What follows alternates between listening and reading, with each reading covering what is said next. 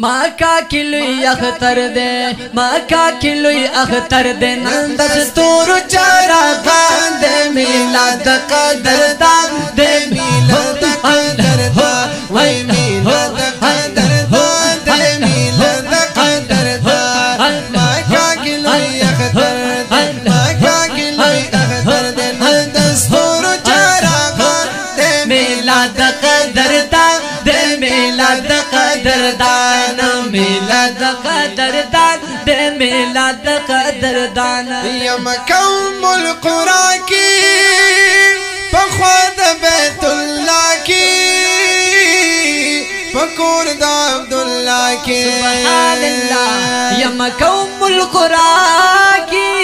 पख्वाद बैतुल्लाह की पकोर दा अब्दुल्लाह की आए पैदाश मुहम्मदा पैदाश मुहम्मद चिपना बिके ज़मान दे मिलाद कदरदान दे मिलाद कदरदान दे मिलाद कदरदान दे मिलाद कदरदान د جشن عید میلاد النبی تیانیانی په عروج باندې دي د حضور پاک صلی الله علیه و آله وسلم 1500 جشن ولادت په سلسله کې په میلاد هاوس پیښور کې محفل میلاد او د جلوس پر روح او پونره پروګرام منعقد شو. میلاد کې نعتخوانانو حضور پاک صلی الله علیه و آله وسلم ته د عقیدت پیرزونه وړاندې کړي. جلوس د میلاد هاوس نه برآمد شو. د دې جلوس مشري پیر طریقت اور رهبر شریعت جناب سید عنایت شاہ باچا المعروف موتیاں والی سرکار او حضرت پیر سید سجاد علی شاہ باچا کولا.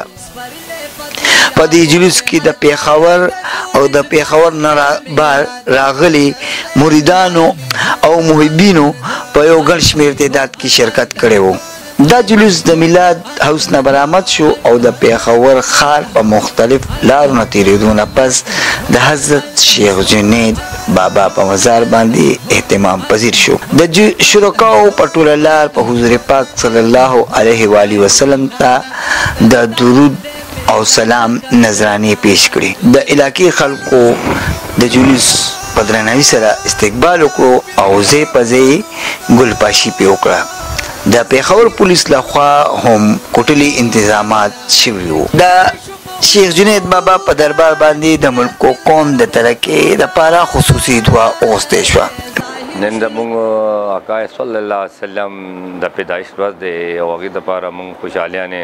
او الله قرآن پاک کې دا ذکر کړی دی چې دا نعمتونه کوم تعالی ما ورکړي د دې شکر ادا کړه الله زیات به کوم او الله دا چې موږ باندې فضل کرم کړی او نبي علیه السلام امتیان موږ رالیږلي او داسې خوږ پیغمبر چې چا دپاره کائنات الله پیدا کړی دی ورنه یو څیز نو هغې خوشحالیانې هغې دپاره چرچا میلادونو کور کې پیغام او عالم اسلام دپاره دا پیغام ورکوو چې خپل کورونو کې د خپل پیغمبر علیه السلام خوشیانې معناو کوي او دا نعت شریف پروګرام وکوي قرآن پاک ختم وکوي او دا خوشحالیانې میلاو کوي مټیایانې تقسیم کوي چې موږ باندې الله شکر ادا کړو چې الله دوم خوږ پیغمبر علیه السلام موږ له راکړی دی. بیا موږ هغې امتیانو او هغه دپاره پیغمبرانو سوال کړی دی چې یاره دې امت کې موسی علیہ السلام سوال کړی دی دې امت کې ما پیدا کا نو اللہ تعالیٰ کم دے زمانگ باندې خودی لوے فضل کرم کر دے. میں پیغام یہ دوں گا کہ ہر گھر میں حضور کے نام کا چراغاں کیا جائے، ہر محلے میں ہر گلی میں حضور کا چراغاں کیا جائے اور خوشی منائی جائے. رات کو بھی پیر عنایت بادشاہ جو کہ تحریک عشق مصطفیٰ کا سرپرست بھی ہے وہ کہہ رہا تھا کہ جو خوشی منائے گا حضور کی تو 12 سال بعد بھی اگر اس کی قبر کھولی جائے تو اس کا چہرہ اسی طرح تر و تازہ ہوگا. تو اس سے بڑی بات کیا ہو سکتی ہے؟ یہ حضور سرور کائنات فخر موجودات صلی اللہ علیہ وآلہ وسلم کا روز ہے اور آج کے جو دن میں جو خوشیاں ہیں، جو آقا علیہ السلام سے محبت ہے، جو عقیدت ہے، یہ اس کا ایک مظہر آپ کو نظر آتا ہے. اور الحمدللہ تعالیٰ یہ کوئی میرے خیال سے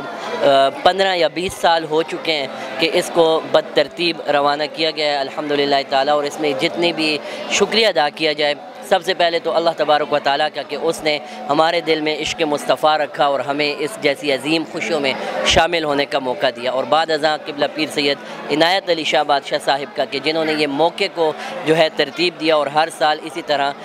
उनकी नवाजिशात से ये जो है प्रोग्राम सजता रहता है। ये केक जो है हुज़ूर सरवर कायनात सल्लल्लाहु अलैहि वसल्लम की उस निस्बत से यानी आका अलैहिस्सलातु व तस्लीम की जो उम्र मुबारक है वो 63 बरस है ना, तो 63 पाउंड केक इस वक्त जो है हमारे सामने मौजूद है। और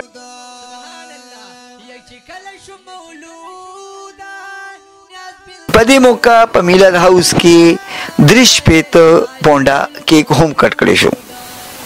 नीमत चौहान चमकनी टीवी पेखावर खार।